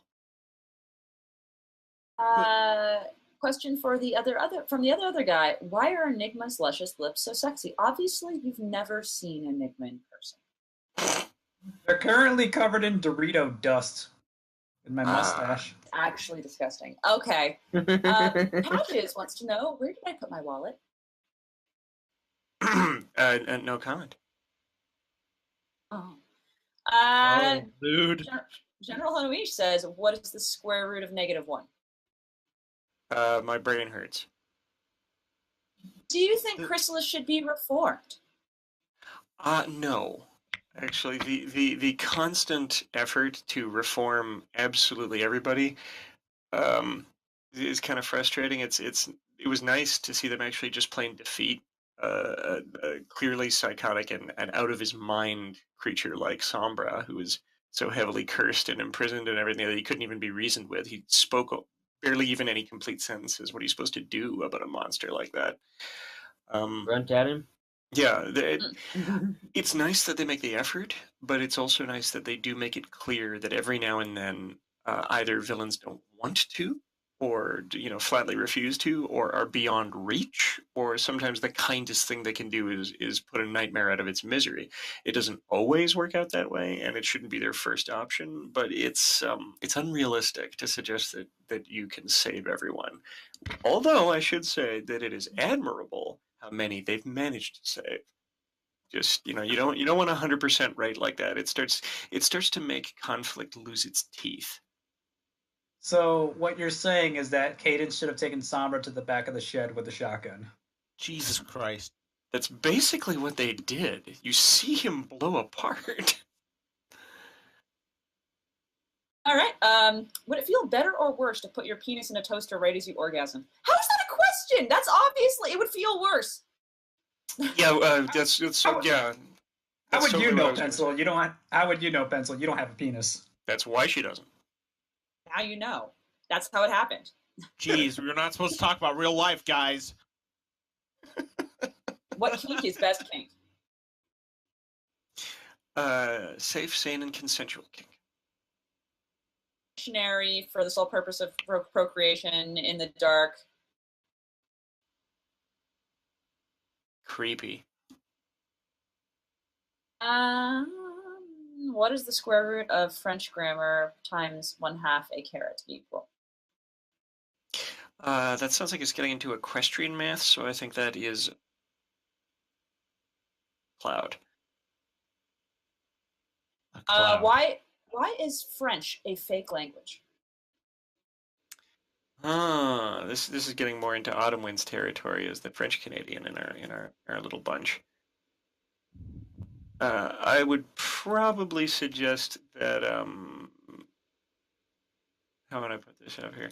It's probably something subtle when you get into that. There's probably some sort of fancy roundabout way you could start talking about truth and reality or whatever like that. But in the end, it would all just come down to symbolism. Oh my god. Yes, I had the simple line and I was waiting. Perfect. Thank you. What flavor of Doritos? Yeah, what kind of Dorito dust? What are you eating? Dorito dust is your favorite. What for me? Yeah. I like the Cool Ranch. Yeah, good choice. That's pretty solid. Have you tried the tacos made from Cool Ranch Doritos? No. Taco Bell is pretty rare around our neck of the woods. Wait, so have you only had Doritos from a Taco Bell? What? No, you can No, get that's them what at he said. corner. No. Oh, sorry. No, but I'm not the stupid. tacos made out of. Okay. Have you ever had the tacos made out of Doritos? Have you ever had the tacos made of Cool Ranch Doritos? No, I have. Wow, is that actually an illustration of me on the Barcast picture there? Yes, it is. Wow, that's great. That's very nice. It's all yours. I was saying, Awesome. Priest, have you ever had the Cool Ranch Dorito tacos? They're okay. Okay, just checking. All right. And would you lick the Dorito dust off of Enigma's lips? That's not a question. Were you asking a question or were you answering a question? The whole would you kind of. Would you lick the Dorito dust off of Enigma's lips? Yeah. It's not Cool Ranch, by the way. Oh, then no. That's the deciding factor. Is it Cool Ranch? No. Fuck it. What about? Have you ever seen they did those like videos of they make Carolina Reaper Doritos like corn chips Yes, and yes. they sell them in packages of one. Holy shit. Yeah, and you can see videos online of people attempting to eat these chips, and they always seem so surprised. Like, I don't know if you guys are trolling around YouTube a lot, but the cooking guy binging with Babish, Yes. he did a ghost pepper eat for ALS or whatever it was for charity. Him and his roommate, and yeah, they both ended up so disoriented and pained by this pepper, and it's just every time it's like, what did you think was going to happen, guys? You know, like the roommate seemed so shocked at the slow burn, and then it got worse and worse, and he said something like, "It deceived me."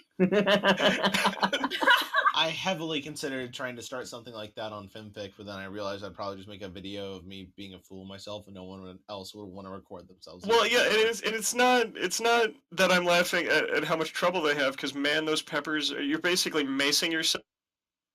It's horrific. It's just like they're so surprised, and it's just like, what did you really think was gonna? How did you picture this playing out? So what you're saying is that one of us should bring a bag of those peppers to Babs and record it. Here, honey. Sure. I can get them here. Don't worry. I'm not going to endorse bringing Carolina Reapers or Dragon's Breath peppers or Ghost peppers or any of these other abominations of science to anywhere. But if you do, it would be pretty hilarious. Actually, what Anyway, about Make sure you those, get waivers. What about Enigma, you those should be very those careful Dorito because- chips or whatever that come in a coffin?